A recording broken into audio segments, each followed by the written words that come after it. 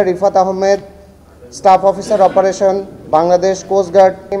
গোপন সংবাদের ভিত্তিতে আজ 27 মার্চ 2025 বৃহস্পতিবার মধ্যরাত 12:30টায় Bangladesh coast guard BCG base Bhola কর্তৃক ভোলার তজুমুদ্দিন উপজেলাধীন চর মোজাম্মেল এলাকায় একটা বিশেষ অভিযান পরিচালনা করা হয়।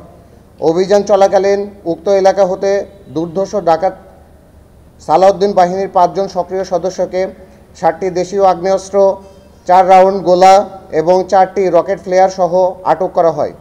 আটককৃত ডাকাতরা মোহাম্মদ হারুন দফাদার, মোহাম্মদ রুবেল, মোহাম্মদ কবির মাঝি, মোহাম্মদ ইউনুস এবং মোহাম্মদ ফেরদৌস ওরফে হেজু সকলেই ভোলার তজুমুদ্দিন উপজেলাধীন চর মোজাম্মেল এলাকার বাসিন্দা। আটককৃত ডাকাত ও জব্দকৃত অস্ত্রে পরবর্তী আইনানুগ ব্যবস্থা গ্রহণের কার্যক্রম প্রক্রিয়াধীন রয়েছে। দেশের আইন শৃঙ্খলা পরিস্থিতি স্থিতিশীল রাখতে বাংলাদেশ কোস্টগার্ড 24 ঘন্টা টহল জারি রেখেছে, যার মাধ্যমে কোস্টগার্ডের আওতাধীন উপকূলীয় এবং নদী তীরবর্তী অঞ্চলের আইন শৃঙ্খলা পরিস্থিতি অনেকাংশে উন্নত হয়েছে।